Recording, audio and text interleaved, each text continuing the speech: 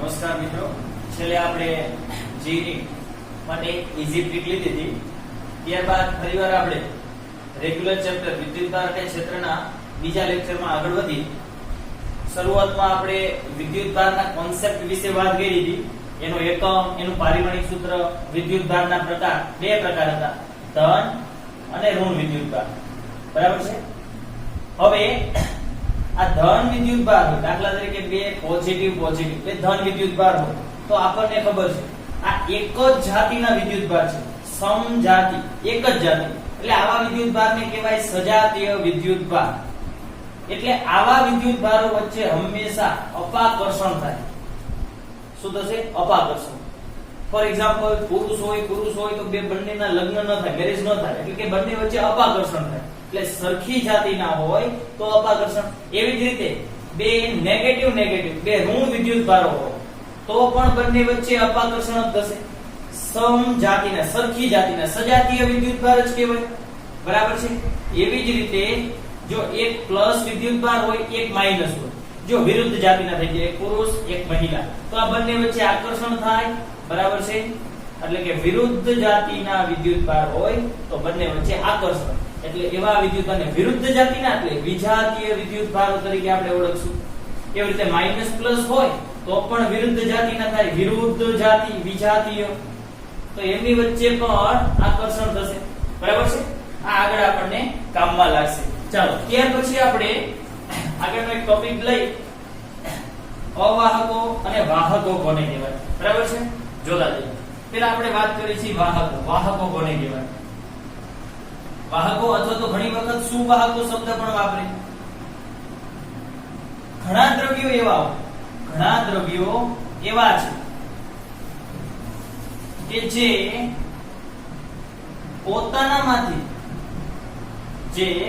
પોતાનામાંથી વિદ્યુતને સરળતાથી પસાર થવા દે છે. એવા ઘણા બધા આપણી આજુબાજુના પદાર્થો હોય કે જે પોતાનામાંથી વિદ્યુતને એટલે કે વિદ્યુતભાર, વિદ્યુત પ્રવાહને સરળતાથી પસાર થઈ જવા દે. તો એવા પદાર્થોને તેને આપણે વાહકો અથવા તો સુવાહકો તરીકે ઓળખીશું. હવે આપણે આના ઉદાહરણ જોઈએ તો ઉદાહરણ કયા આવે કે જેમાંથી પ્રવાહ પસાર થઈ જાય. હવે આપણો જ વિચાર કરો તો આપણે ક્યાંય ખુલ્લા તાર હોય તો આપણે ડાયરેક્ટ નથી અટકતા. કેમ? કારણ કે એ જ પ્રવાહ આપણામાંથી પસાર થાય એટલે આપણને શોક લાગે. બરાબર? એટલે કે આપણું શરીર એટલે કે માનવ શરીર હોય, પ્રાણી શરીર હોય, બરાબર છે. હવે લોખંડની બારી હોય, એની સાથે આપણે પ્રવાહધારી તારને અડકીએ, એ લોખંડની બારીને અડાડીએ પછી આપણે અડીએ તો તરત જ આપણને શોક લાગે. કેમ? તો એનો અર્થ એવો કે લોખંડમાંથી પ્રવાહ પસાર થઈ જાય. એટલે લોખંડ પછી એવી બીજી ઘણી બધી ધાતુઓ, એટલે ટૂંકમાં ધાતુઓ, પૃથ્વી વગેરે એવા પદાર્થો છે જે પોતાનામાંથી વિદ્યુતને સરળતાથી પસાર થવા દે. બરાબર છે. ધાતુઓ ધોરણ 10 માં તમે ભણી ગયા. ધાતુઓ કેને કહેવાય? તો કે જેની બાહ્યતમ કક્ષામાં 1, 2 કે 3 ઇલેક્ટ્રોન આવેલા હોય. તો એવા દરેક પદાર્થને આપણે ધાતુઓ તરીકે ઓળખીએ. અને દરેક ધાતુઓના ગુણધર્મો પણ તમે ભણી ગયા હતા કે દરેક ધાતુઓ વિદ્યુતની સુવાહક છે. બરાબર છે. અને આ બધાયમાંથી પ્રવાહ પસાર થાય એનો અર્થ એક જ છે કે દરેકમાં મુક્ત ઇલેક્ટ્રોન આવેલા છે, મુક્ત ઇલેક્ટ્રોન હોય છે. બરાબર. આ વાત કરી આપણે વાહક અથવા સુવાહક. ચાલો, ત્યાર પછી આપણે વાત કરી અવાહકો કોને કહેવાય. ચાલો, હવે વાહક એટલે વહન થવા દેવું, પસાર થવા દેવું. સુવાહક સરળતાથી વહન થવા દેવું. અવાહક એટલે વહન થવા ન દે એવું. બરાબર. તો ઘણા દ્રવ્યો એવા છે જે પોતાનામાંથી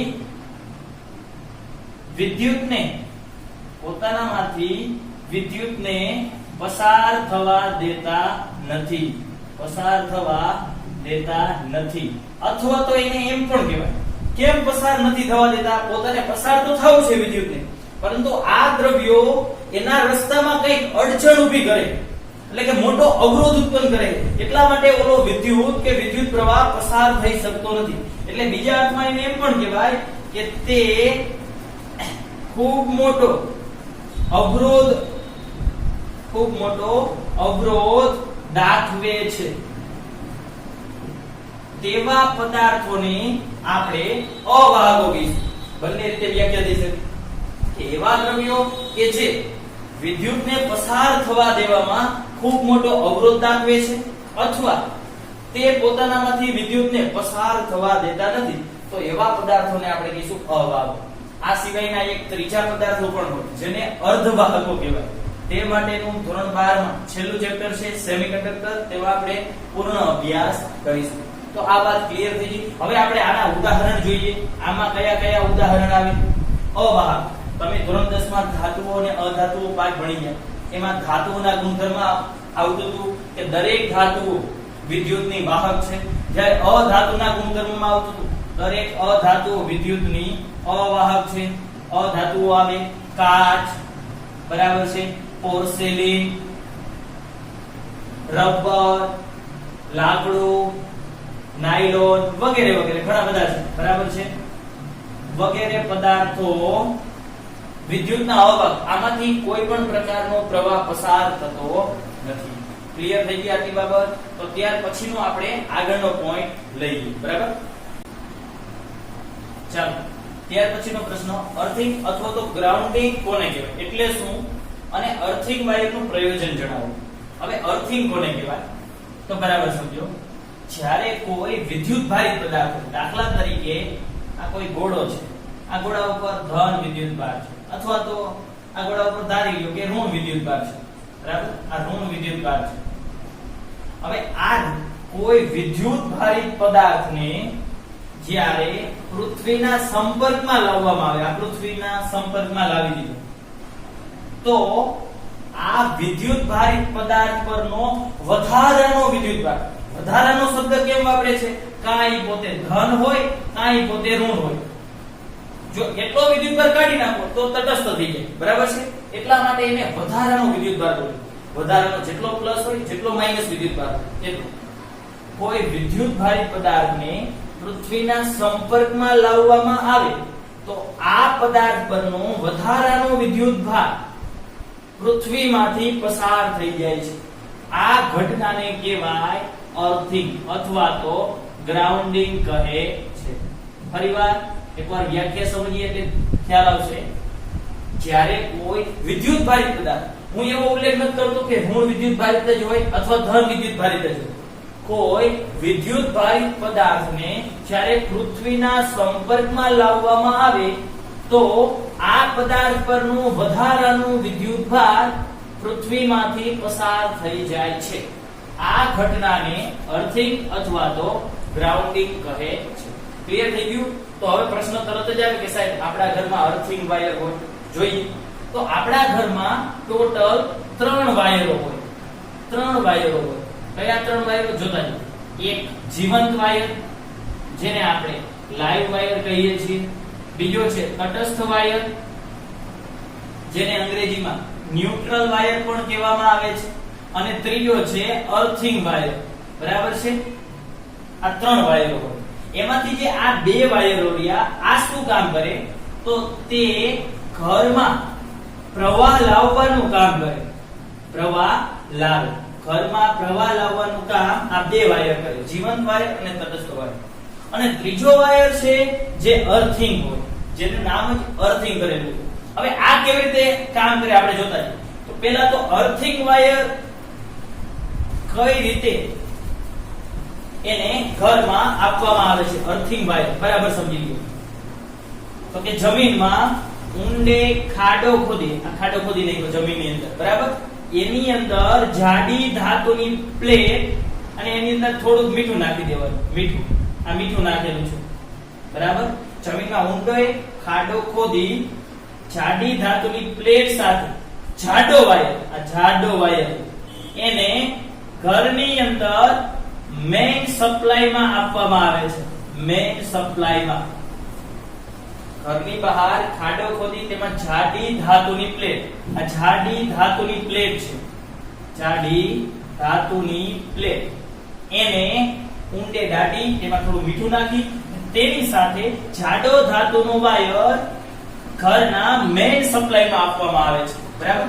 હવે જ્યારે ઘરની અંદર ઘણા બધા ઉપકરણો હોય, ટીવી હોય, ફ્રીજ હોય, ઇસ્ત્રી હોય, સ્ત્રી તો દરેક ઘરમાં ઇસ્ત્રીની વાત છે, ટીવી, ફ્રીજ, ઇસ્ત્રી હોય, તો આવા જે સાધનો છે તો આના ઉપર ધાતુનું આવરણ તો અવશ્ય હોય જ, બરાબર છે. ધાતુનું આવરણ તો અવશ્ય હોય જ.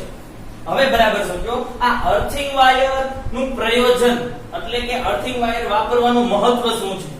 તો કે જ્યારે પણ ઘરમાં અચાનક પ્રવાહમાં વધારો થાય અથવા કોઈ પણ ખામી સર્જાય તો જે વધારાનો વિદ્યુતભાર અથવા વધારાનો જે પ્રવાહ રહ્યો એ આના સંપર્કમાં આવવાનો છે. કેમ? કારણ કે મેઇન સપ્લાયમાં આ અર્થિંગ વાયર દીધેલો છે. જ્યારે પણ આ ચાલુ હોય ને કઈ ખામી સર્જાણી તો એ વધારાનો વિદ્યુતભાર આ ધાતુના આવરણ મારફતે આ અર્થિંગ વાયર દ્વારા જમીનમાંથી પસાર થઈ જાય છે અને પરિણામે ઇલેક્ટ્રોનિક ઉપકરણો અને માનવ હાનિ અટકી જાય છે. નહીતર શું થાય, જો અર્થિંગ નો કરેલો હોય, આપણે અર્થિંગ માં શું કીધું કે વિદ્યુતભારીઓ એ સરળતાથી પૃથ્વીમાં પસાર થઈ જાય, આનો અર્થ જ અર્થિંગ, બરાબર. પરંતુ આ નો કરેલો તો શું થાય, તો વધારાની કઈ ખામી સર્જાણી, આપણે ઇસ્ત્રી કરી છે ધારી ગયું, બરાબર, તો વધારાનો વિદ્યુતભાર ઉત્પન્ન થયો તો ઇસ્ત્રી કરી છે એટલે સીધો વિદ્યુતભાર આપણા શરીરમાં પ્રવેશશે. હવે આ વિદ્યુતભારને જવા માટેનો કોઈ ઓપ્શન જ નથી, આ દીધેલું નથી, તો સીધો જ વિદ્યુતભાર આપણા શરીરમાં આવે અને પરિણામે આપણા શરીરને નુકસાન પહોંચાડે, બરાબર છે. એટલા માટે અર્થિંગ વાયર જરૂરી છે. ટૂંકમાં આપણે ફટાફટ રિપીટ કરી નાખીએ. પહેલા તો અર્થિંગ કોને કહેવાય, તો એની વ્યાખ્યા લખવાની છે, બરાબર. જ્યારે કોઈ વિદ્યુત ભારિત પદાર્થને પૃથ્વીના સંપર્કમાં લાવવામાં આવે તો વધારાનો વિદ્યુતભાર પૃથ્વીમાંથી પસાર થઈ જાય, આ ઘટનાને અર્થિંગ અથવા તો ગ્રાઉન્ડિંગ કહેવાય, બરાબર. આપણા ઘરમાં મુખ્યત્વે 3 વાયરો આવતા હોય, જીવંત, તટસ્થ અને અર્થિંગ વાયર. એમાંથી જે મુખ્ય 2 વાયરો છે તે ઘરમાં પ્રવાહ લાવવાનું કામ કરે, જ્યારે ત્રીજો વાયર રહ્યો અર્થિંગ વાયર તે ઘરના ઇલેક્ટ્રોનિક પરિપથ અને ઇલેક્ટ્રોનિક વસ્તુઓ છે તેની સલામતીનું કામ કરે છે. કઈ રીતે સલામતીનું કામ કરે જોઈએ તો પેલા અર્થિંગ વાયર કઈ રીતે બનાવવા, તો કે ઘરની બહાર ઊંડે ખાડો ખોદી તેમાં જાડી ધાતુની પ્લેટ દાટી તેની આસપાસ મીઠું નાખી અને આ પ્લેટની સાથે જાડો ધાતુનો વાયર જોડી તેને મેઇન સપ્લાયમાં આપવામાં આવે. હવે જ્યારે પણ ટીવી, ફ્રીજ કે ઇસ્ત્રી જેવા કોઈ પણ ઇલેક્ટ્રોનિક ઉપકરણમાં કોઈ ખામી સર્જાય અથવા તો ઘરમાં એકાએક પ્રવાહ વધી જાય તો આ વધારાનો વિદ્યુતભાર આ ઇલેક્ટ્રોનિક ઉપકરણના ધાતુના આવરણ મારફતે અર્થિંગ વાયર દ્વારા ગ્રાઉન્ડમાં સમાઈ જાય છે અને પરિણામે કોઈ જાનહાનિ થતી નથી અને નુકસાન થતું અટકે છે. ક્લિયર થઈ ગયો? તો ત્યાર પછીનો આપણે પ્રશ્ન જોઈશું.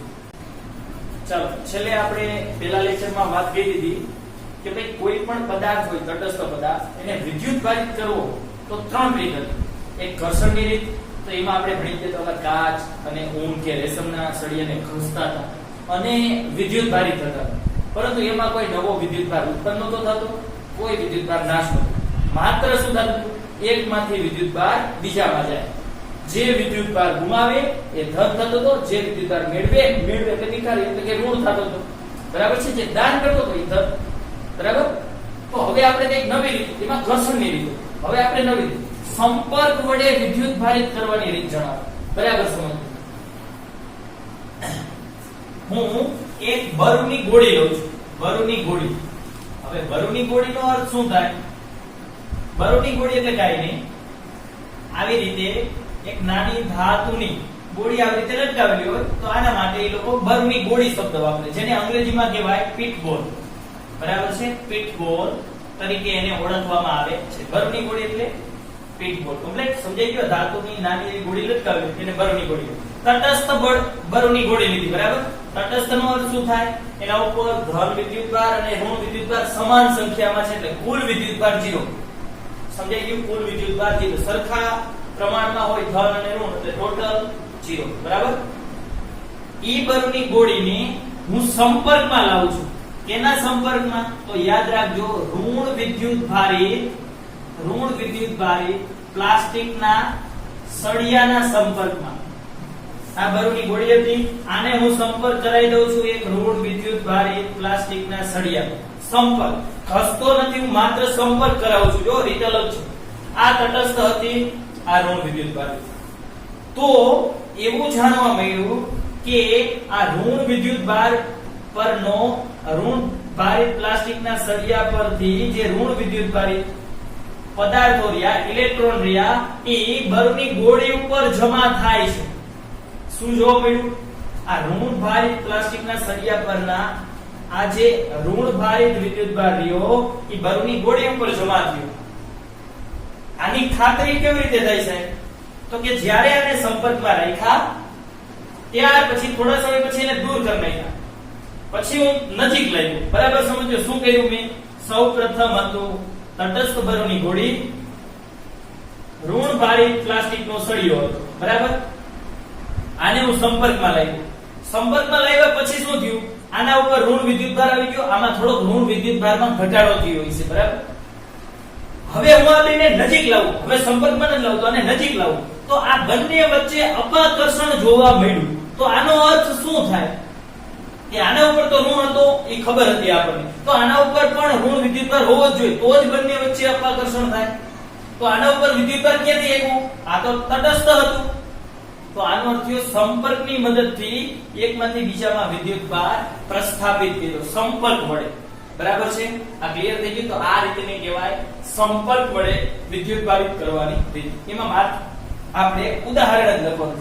જ્યારે તટસ્થ બળની ગોળીને ઋણ વિદ્યુતભારિત પ્લાસ્ટિકના સળિયાના સંપર્કમાં લઈ જવામાં આવે તો ઋણ વિદ્યુતભાર પ્લાસ્ટિકના સળિયા પરથી બળની ગોળી પર પ્રસ્થાપિત થાય છે. બંનેને થોડા અલગ કરવામાં આવે તો બંને વચ્ચે અપાકર્ષણ અનુભવાય છે, જે આ વાતની પુષ્ટિ કરે છે. તો આ રીતે સંપર્ક વડે પદાર્થને વિદ્યુતભારિત કરી શકાય. સમજાઈ ગયું મિત્રો આટલું? હવે આ સંપર્કની રીતમાં જે આપણે ઉદાહરણ લઈ, પરંતુ એ ઉદાહરણ આપણે આમાં લખવાનું નથી, જે જીવની ગુજકેટ માટે આપણને ઉપયોગી બનશે. ચાલો તો હવે એ ઉદાહરણ આપણે જોઈએ. બરાબર છે? હવે આપણે આ રીત પૂર્ણ થઈ ગઈ. બરાબર? ઓકે. ચાલો હવે આપણે બીજું ઉદાહરણ લઈએ. ધારો કે આ એક ધાતુનો ગોળો છે જે વિદ્યુતભાર વિહીન છે, મતલબ વિદ્યુતભાર નથી, વિદ્યુતભાર વિહીન એટલે તટસ્થ છે જ નહીં વિદ્યુતભાર. બરાબર? અને બીજો એક ગોળો લીધો જેના ઉપર ધારો કે +q જેટલો વિદ્યુતભાર છે. બંને સમાન છે, સમાન ગોળાઓ છે. સમાન ગોળા એટલે બંનેના દ્રવ્ય સમાન અને બંનેની ત્રિજ્યા પણ સમાન. બંનેની ત્રિજ્યા r. બંને અત્યારે કંઈક અંતરે છે. હવે હું આ બંનેને સંપર્કમાં લાવું છું. સંપર્કમાં ચાલો સંપર્કમાં લાવે બંને વિદ્યુત, બંને ગોળાઓને. બરાબર? અને સંપર્ક બાદ હું છૂટા પાડી દઉં. સંપર્ક બાદ છૂટા પાડી દઉં. સમાન ગોળાઓ છે એટલે કે બંનેની ત્રિજ્યાઓ સમાન છે અને બંને સમાન દ્રવ્યના છે. અને હું છૂટા પાડી દઉં તો છૂટા પાડ્યા બાદ એવું જાણવા મળ્યું કે બંને ઉપર અડધો અડધો વિદ્યુતભાર જમા થઈ ગયો. મતલબ એક વિદ્યુતભાર +q હતો એના જેવો જ બીજો ગોળો હતો કે જેના ઉપર કોઈ જ વિદ્યુતભાર નહોતો. એના સંપર્કમાં લાવ્યા તો આમાંથી અડધો વિદ્યુતભાર આમાં વયો ગયો. બરાબર છે? તો આ પણ સંપર્કની રીત થઈ કહેવાય. હવે પ્રશ્ન થાય સાહેબ કે આ બંને સમાન હતા એટલે બંનેમાં અડધો અડધો વિદ્યુતભાર વહેંચાઈ ગયો. હજી એક આપણે બીજું ઉદાહરણ લઈએ. બરાબર સમજો. આ એક ગોળો છે જેની ત્રિજ્યા ધારો કે r છે. બીજો ગોળો છે ધારો કે તેની ત્રિજ્યા 2r છે. બરાબર? ગોળાને આપણે મોટો દોરી 2r ત્રિજ્યા. સમજે? ધારો કે આના ઉપર વિદ્યુતભાર 0 છે, આના ઉપર +3q જેટલો વિદ્યુતભાર છે. વિદ્યુતભારને કેપિટલ Q સ્મોલ q. તો સાહેબ હવે આપણે એને સંપર્કમાં લાવીએ, છૂટા પાડી દો. જો આ જે પોઈન્ટ ખાસ કરાવો છો એ જી નીટ ગુજકેટ માટેનો ખાસ પોઈન્ટ છે અને એની આ ઈઝી ટ્રીક છે. યાદ રાખશું આપણે ઈઝી ટ્રીક કમ્પ્લીટ ખાસ યાદ રાખશું કે ગોળા ઉપર વિદ્યુતભારની વહેંચણી કઈ રીતે થાય એના માટેની ઈઝી ટ્રીક. તો સાહેબ હવે શું કરવાનું? તો ખાસ યાદ રાખો. આના માટે પણ મેં કઈ રીતનો જ ઉપયોગ કરેલો પણ ડાયરેક્ટ સમજાવી તમને. હવે આપણે એને બરાબર વ્યવસ્થિત રીતે સમજીએ. ખાસ યાદ રાખશું જ્યારે બે ગોળાઓને તમે સંપર્કમાં લાવો. જો ખાસ યાદ, જ્યારે આ યાદ રાખશું નોટ. બરાબર છે? જ્યારે બે ગોળાઓને ગોળાઓને સંપર્કમાં લાવી કે બે ગોળાઓને સંપર્કમાં લાવો કે તે બંનેને વાહક તારથી જોડી, વાહક તારની મદદથી જોડી દે તો બંનેના સ્થિતિમાન વિદ્યુત સ્થિતિમાન સમાન થાય. હવે પ્રશ્ન આવે કે સાહેબ વિદ્યુત સ્થિતિમાન કોને કહેવાય? તો અત્યારે માત્ર તમે આ શબ્દને જ યાદ રાખો, વિદ્યુત સ્થિતિમાન કોને કહેવાય એ આપણે ચેપ્ટર નંબર 2 માં ભણશું, બરાબર છે? ત્યારે આપણને સંપૂર્ણ સમજાઈ જશે. પરંતુ અત્યારે માત્ર મારે આટલું જ શીખડાવવું છે કે આમાં વિદ્યુતભારની વહેંચણી કઈ રીતે થાય. એમાં આપણને આના કોન્સેપ્ટની કોઈ જરૂર નહીં પડે, બરાબર? તો બંને ગોળાઓ પર આ ગોળાને A કહી દઉં, આ ગોળાને B કહી દઉં, તો બંને ગોળા ઉપર શું થઈ જાય? વિદ્યુત સ્થિતિમાન સમાન થાય. મને માત્ર એક વાતનો જવાબ આપો, તમે ઓહમનો નિયમ ભણી ગયા 10મા માં, બરાબર છે? જવા દો ઓહમનો નિયમ. આપણા ઘરે પાણીની ટાંકી હોય ને તો અમુક ઊંચાઈએ રાખી, અને આપણા ઘરે જ્યારે પાણી લેવાનું હોય તો એ નળ નીચે હોય, તો પાણી ઉપરથી નીચે આવે. કેમ? તો કે જ્યાંથી પાણી કાઢવાનું છે અને જ્યાં પાણી છે બંને વચ્ચે કઈક ઊંચાઈનો તફાવત છે એટલે પાણી આવે. પરંતુ આ જ નળને તમે ટાંકીની બરાબર ઉપર લગાવી દો જ્યાં પાણી ભરેલું છે તો પાણી નહીં આવે, કારણ કે બંને વચ્ચે જ્યાંથી પાણી કાઢવાનું છે અને પાણી છે અહીંયા ઊંચાઈનો તફાવત નથી. ઊંચાઈનો તફાવત ન હોય તો પાણીનું વહન ન થાય, પ્રવાહ ન રચાય પાણી. એવું જ કંઈક વિદ્યુત પ્રવાહમાં પણ છે. જો બંનેના સ્થિતિમાન સમાન થઈ જાય તો વહન અટકી પડે. વહન ક્યાં સુધી થાય? તો કે બંનેમાં કંઈક તફાવત હોવો જોઈએ. એમ વિદ્યુત પ્રવાહ રચાવવા માટે વિદ્યુત સ્થિતિમાનનો તફાવત જરૂરી છે. તમે ઓહમનો નિયમ ભણી ગયા ને ધોરણ 10 માં, V IR. તમે આવું જ કહેતા, V ચલે છે I. V એટલે તમે વિદ્યુત સ્થિતિમાન નતા બોલતા, વિદ્યુત સ્થિતિમાનનો તફાવત અથવા તો વોલ્ટેજ બોલતા હતા. એ બે બિંદુઓ વચ્ચેનો તફાવત છે. તફાવત હોય તો જ પ્રવાહનું વહન થાય, એના સમપ્રમાણમાં, બરાબર? તફાવત ન હોય તો વહન ન થાય. એટલે બંને ઇક્વલ હોય ત્યારે જ વહન અટકી પડશે, ત્યારે જ આ વિદ્યુત ભારનું ટ્રાન્સફર અટકી પડશે. ક્લિયર થઈ ગયા આટલી બાબત? તો હવે આપણે જોઈએ, બરાબર? હું અત્યારે વ્યાપક સ્વરૂપે વાત કરું, પછી આનું ઉદાહરણ તમને શીખવાડું. ચાલો, વિદ્યુત સ્થિતિમાનનું જે સૂત્ર છે એ સૂત્ર આપણે યાદ રાખશું કે Q/R. સૂત્ર આવું છે, V બરાબર KQ/R. જે ચેપ્ટર 2 માં ભણશું આપણે, ચેપ્ટર નંબર 2 માં, બરાબર? અત્યારે માત્ર આટલું યાદ રાખો કે QA/RA એ રીતે QB/RB. એમાં K એ અચળાંક છે. એ હમણે આપણે આ જ ચેપ્ટરમાં આગળની 1-2 થિયરી પછી આપણે ભણશું કુલમ્બના નિયમમાં. QA અને QB. QA એટલે પહેલા પરનો વિદ્યુતભાર, QB એટલે બીજા પરનો વિદ્યુતભાર, RA એટલે પહેલાની ત્રિજ્યા, RB એટલે બીજાની ત્રિજ્યા, બીજા ગોળાની. અને આ જે વિદ્યુતભાર લખ્યા એ સંપર્કમાં લાવો ત્યાર પછીના વિદ્યુતભાર. સંપર્કમાં લાવ્યા બાદ વિદ્યુત સ્થિતિમાન સમાન થાય, જોડીએ પછી વિદ્યુત સ્થિતિમાન સમાન થાય, એટલે ત્યાર પછીનો વિદ્યુતભાર છે. ક્લિયર? તો બંને બાજુ K કેન્સલ કરી નાખ્યા, અહીંયા આવું થઈ ગયું QA. આ QB ને નીચે લેતો એટલે QB નીચે આવતા જાય. આ RA ને ઉપર લઈ ગયો એટલે RA ના છેદમાં RB. કમ્પ્લીટ થઈ ગયું? ચાલો હવે આપણે ત્યાર પછીનો પોઈન્ટ આપણે જોઈએ. આટલું આવી ગયું. હવે હું અંશમાં યોગ પ્રમાણ લઉં છું. યોગ પ્રમાણ લેતા એ ભાઈ જો આ નોટ છે એટલે આ તમારે જેની ગુજકેટ માટે આ ઈઝી ટ્રીક છે. આ તો અત્યારે તારવણી કરું છું, તમારે તારવણી કરવાની નથી. તમને જે છેલ્લું સૂત્ર આવે છે એ જ યાદ રાખવાનું છે અને એ જ હું તમને યાદ રખાવીશ, બરાબર છે? ચાલો, યોગ પ્રમાણ લેતા. તો યોગ પ્રમાણ લઉં છું તો યોગ પ્રમાણ અંશમાં QA QB છેદમાં QB એમ લઉં. આ ક્લિયર થઈ ગયું? યોગ એટલે સરવાળો પરંતુ અંશમાં લેવાનો હોય, અંશ અને છેદનો સરવાળો પરંતુ અંશમાં. એવું જ રીતે આ બાજુ પણ RA RB છેદમાં RB QA QB. એક વાતની તમે નોંધ કરો, મેં આ ઉદાહરણ શીખડાયું. પહેલા કેટલો વિદ્યુતભાર હતો? Q + 0. વિદ્યુતભાર બેન એટલે વિદ્યુતભાર Q + 0 એટલે ટોટલ Q વિદ્યુતભાર હતો. અને સંપર્કમાં લાવ્યા પછી પણ વિદ્યુતભાર કેટલો થયો? Q/2 એટલે +Q. વિદ્યુતભારનો કોઈ દી નાશ ન થાય, નવો વિદ્યુતભાર ઉત્પન્ન ન થાય, ઘર્ષણ હોય, સંપર્ક હોય, ગમે તે હોય. રેડી? એટલે QA + QB એટલે ટોટલ વિદ્યુતભારને હું કેપિટલ Q કહી દઉં છેદમાં QB. અહીંયા આવી ગયું RA પ્લસ RB છેદમાં RB. ચાલો હવે એનું ફાઇનલ સૂત્ર હું બંને બાજુ ઉલટાવી નાખું. બરાબર, તો અહીંયા આવું થઈ ગયું QB ના છેદમાં કેપિટલ Q, બે બાજુ ઉલટાવું છું. અહીંયા થઈ ગયું RB ના છેદમાં RA પ્લસ RB. આ QB ને આ બાજુ જવા દો તો આવું સૂત્ર મળશે QB બરાબર કેપિટલ Q RB છેદમાં RA પ્લસ RB. એટલે વિદ્યુત ભારનું જ્યારે ટ્રાન્સફર થાય સંપર્કની રીતથી ત્યારે માત્ર આ સૂત્ર તમારે યાદ રાખવાનું છે. યાદ રાખવું, બરાબર, આ સૂત્રને. એટલે આ કોઈ રીત તમારે તારવણી નથી કરવાની, પણ કેવી રીતે આવ્યું એ મેં તમને શીખડાવ્યું. એટલે તમને આ પણ ખ્યાલ આવે કે જ્યારે વાહક તારથી જોડી કે સંપર્કમાં લાવી ત્યારે વિદ્યુત સ્થિતિમાંથી કોલ થાય. બીજું, અને ત્યારે કોઈ પણ ગોળા પરનો વિદ્યુતભાર શોધવો, સંપર્ક બાદનો વિદ્યુતભાર, તો ટોટલ વિદ્યુતભાર શરૂઆતનો લઈ લ્યો કે અંતિમ લઈ લ્યો, ટોટલ તો એટલો જ રહે. ટોટલ વિદ્યુતભાર જે ગોળાનો વિદ્યુતભાર શોધો એ ગોળાની ત્રિજ્યા છેદમાં બંને ગોળાની ત્રિજ્યાનો સરવાળો. ક્લિયર? આ સૂત્ર QB માટે થયું. તો હવે તમને QA માટે સૂત્ર આવડે.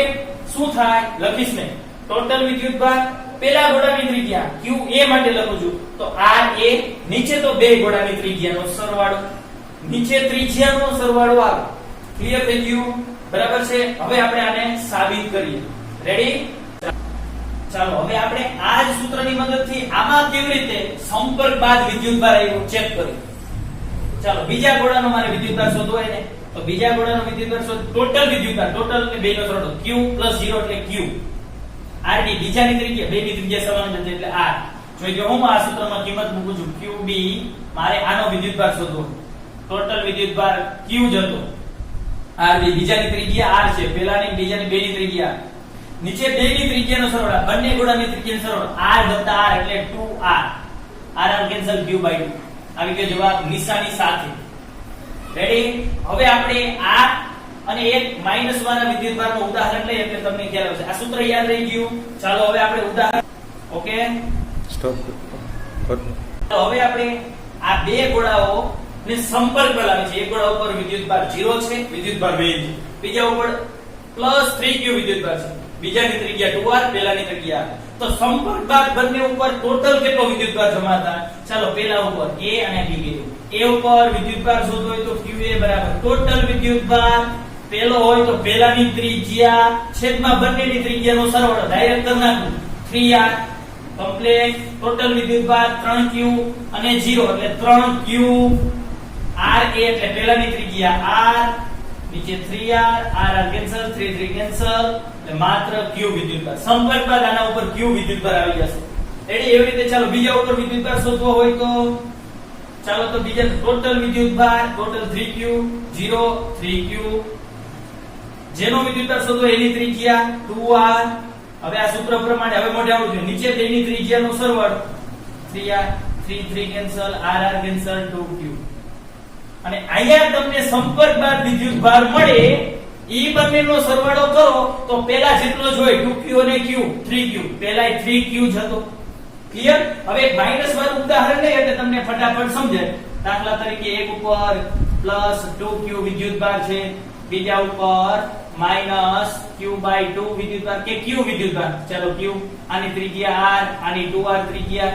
આ બંને ગોળાઓને સંપર્કમાં લાવી છૂટા પાડતા બંને ગોળા પર કેટલો વિદ્યુતભાર જમા થાય?